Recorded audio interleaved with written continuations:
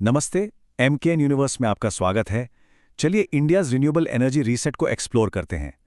आज के इस एक्सप्लेनर में हम एक बहुत ही दिलचस्प और क्रिटिकल टॉपिक पे बात करने वाले हैं। भारत के एनर्जी सेक्टर में हो रहा है एक ऐसा बदलाव जो सिर्फ कागजी आंकड़ों तक सीमित नहीं है, बल्कि हमारे फ्यूचर की नींव रख रहा है। हाल ही में जो डेटा सामने आया है वो साफ दिखाता है कि भारत का रिन्यूएबल एनर्जी सेक्टर अब एक बहुत ही टर्निंग पॉइंट पर खड़ा है। अच्छा, चलिए सीधे एक बहुत बड़े विरोधाभास या कहें पैराडॉक्स पर नजर डालते हैं। भारत की कुल एनर्जी कैपेसिटी का लगभग 50% हिस्सा आज नॉन फॉसिल यानी स्वच्छ ऊर्जा स्रोतों से आता है। लेकिन रुकिए, जब बात एक्चुअल जनरेशन या वास्तविक बिजली उत्पादन की आती है तो इसका योगदान सिर्फ 25% ही रह जाता है। मतलब हमने मशीनें और सोलर पैनल तो बहुत सारे लगा दिए हैं, लेकिन एक्चुअल में जो बिजली हमें मिल रही है वो उस अनुपात में है ही नहीं। ऐसा क्यों? यही आज के हमारे विश्लेषण का मेन फोकस है। अब जरा 2.3 टेरावाट आवर के इस चौंकाने वाले नंबर को देखिए। मई और दिसंबर 2025 के बीच इतनी भारी मात्रा में जनरेट की गई सोलर एनर्जी को कर्टेल किया गया। आसान भाषा में कहें तो ग्रिड फुल होने की वजह से इस साफ ऊर्जा को इस्तेमाल करने के बजाय पूरी तरह बर्बाद कर दिया गया। जब आपका ट्रांसमिशन ग्रिड ही तैयार नहीं है तो उत्पन्न की गई बिजली किसी काम की नहीं रह जाती। ये नंबर चीख चीख कर कह रहा है कि सिर्फ कैपेसिटी बढ़ा लेना ही सब कुछ नहीं है। तो आज के इस एक्सप्लेनर का हमारा एजेंडा बिल्कुल क्लियर है। हम 4 मेन पॉइंट्स कवर करेंगे। पहला, द क्लीन एनर्जी पैराडॉक्स। दूसरा, पिलर्स ऑफ द ट्रांजिशन। तीसरा, ग्रिड बॉटलनेक्स एंड कर्टेलमेंट। और आखिर में हम बात करेंगे द फंडामेंटल रीसेट की। चलिए सबसे पहले सेक्शन 1 से शुरू करते हैं, the clean energy paradox, capacity versus reliability. Bharat की स्वच्छ ऊर्जा यात्रा अब एक ऐसे स्टेज पर आ गई है जहां हमारा फोकस सिर्फ गीगावाट के नंबर बढ़ाने पर नहीं, बल्कि राउंड द क्लॉक यानी 24 घंटे रिलायबल पावर सप्लाई देने पर होना चाहिए। सेक्शन 2 पर आते हैं, पिलर्स ऑफ द ट्रांजिशन। आगे बढ़ने से पहले हमें अपनी शानदार अचीवमेंट्स को भी सेलिब्रेट करना चाहिए। क्या आप जानते हैं कि भारत ने पेरिस एग्रीमेंट का अपना टारगेट 5 साल पहले ही अचीव कर लिया है? जी हां, 2025 के अंत तक हमारे पास 262.74 गीगावाट की नॉन फॉसिल कैपेसिटी तैयार है। ये क्लाइमेट चेंज के खिलाफ एक बहुत बड़ी जीत है। इस जबरदस्त ट्रांजिशन के पीछे कुछ बहुत ही सॉलिड पिलर्स हैं, जैसे distributed renewable energy, smart grids और खास तौर पर पीएम सूर्य घर योजना।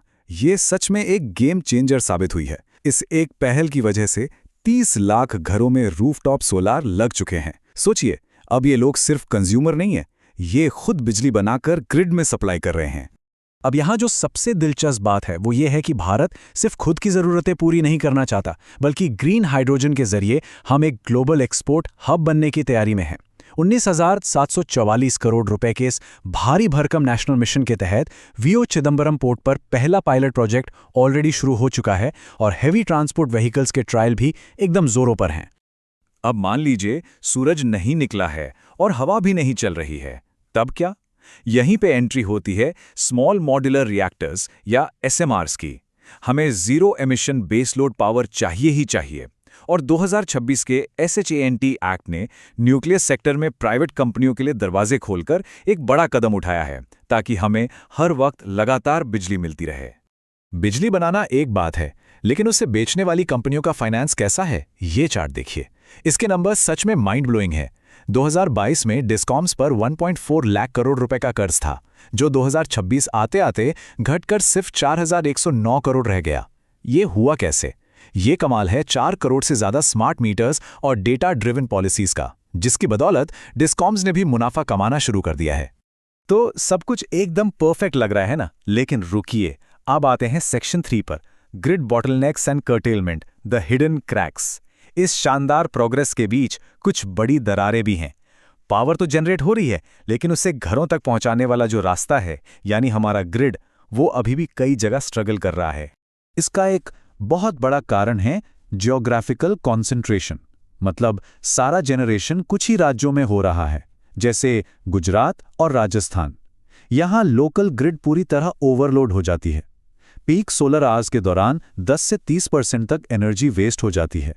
राजस्थान की हालत तो सबसे ज्यादा खराब है, जहां कर्टेलमेंट रेट 51.5% तक पहुंच चुका है। इसी प्रॉब्लम को हम टेक्निकली कर्टेलमेंट कहते हैं। होता यह है कि जब ट्रांसमिशन लाइन में और बिजली ले जाने की जगह नहीं होती तो मजबूरी में सोलार और विंड प्लांट्स को बंद करना पड़ता है। अकेले राजस्थान में इसकी वजह से 4 गीगावाट कैपेसिटी इफेक्ट हुई और लगभग 250 करोड़ रुपए का नुकसान हुआ। और सबसे बड़ी विडंबना देखिए, साफ ऊर्जा को बंद करके हमें डिमांड पूरी करने के लिए वापस कोयले वाले प्लांट्स चलाने पड़ते हैं।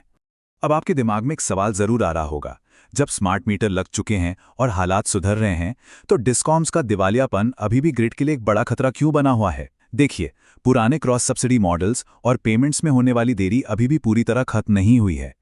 जब तक पेमेंट साइकिल पूरी तरह फिक्स नहीं होगी, इन्वेस्टर्स का भरोसा जीतना मुश्किल होगा। और इन्हीं सब चीज़ों को फिक्स करने के लिए हमें चाहिए एक फंडामेंटल रीसेट। ये है हमारा सेक्शन 4, जहां हम फ्यूचर के ब्लूप्रिंट पर बात करेंगे। एनर्जी सिक्योरिटी के लिए अब सिर्फ छोटे मोटे रिपेयर से काम नहीं चलेगा, हमें मल्टी डायमेंशनल और तुरंत एक्शन वाले सॉल्यूशंस चाहिए। चलिए देखते हैं कि ये ब्लूप्रिंट कैसे काम करेगा। इस रीसेट को हम 3 सिंपल स्टेप्स में डिवाइड कर सकते हैं। Step 1, AI powered smart grid upgradation, जो पहले से प्रिडिक्ट कर ले कि कब और कहां बिजली चाहिए। स्टेप 2, BESS यानी बैटरी स्टोरेज को बड़े लेवल पर ले जाना। और स्टेप 3, डिस्कॉम रिफॉर्म्स को और सख्ती से लागू करना। इन सब में जो असली गेम चेंजर साबित होगा वो है BESS या बैटरी एनर्जी स्टोरेज सिस्टम। दिन में बनने वाली एक्स्ट्रा सोलर पावर को रात के लिए स्टोर करना ही सबसे बड़ा चैलेंज है। इसके लिए महाराष्ट्र में अवाडा ग्रुप के 3600 मेगावाट के पम्प्ड स्टोरेज प्रोजेक्ट जैसे बड़े कदम उठाए जा रहे हैं। ये स्टोरेज सिस्टम्स ही उस गैप को भरेंगे और पावर सप्लाई को कांस्टेंट रखेंगे। अगर मैं इस पूरे एक्सप्लेनर को समराइज करूं तो ये कोड बिल्कुल सटीक बैठता है। रिन्यूएबल एनर्जी सेक्टर के अगले फेज में अब सिर्फ कैपेसिटी बढ़ाने से काम नहीं चलेगा, बल्कि हमें एक मजबूत, किफ़ायती और 24 घंटे रिलायबल पावर सप्लाई की तरफ एक हार्ड पिवट करने की जरूरत है। मतलब ग्रिड का फ्यूचर अब सिर्फ बड़े नंबर्स दिखाने के बारे में नहीं है, बल्कि अनशेकेबल रिलायबिलिटी के बारे में है। तो फाइनल टेकअवे यही है कि हमें अपना फोकस क्षमता बढ़ाने से शिफ्ट करके 24 घंटे ग्रिड की रिलायबिलिटी पर लाना होगा। जब तक हम ग्रिड को अपग्रेड नहीं करेंगे, तब तक सोलर पैनल लगाते रहने का कोई खास फायदा नहीं है। क्या हम अपने इंफ्रास्ट्रक्चर को उतनी ही तेजी से रेडी कर पाएंगे? यह हम सबके लिए सोचने वाली बात है। PDF के लिए डिस्क्रिप्शन चेक करें। ऐसे ही त्वरित और अधिक अपडेट्स के लिए चैनल को सब्सक्राइब करें।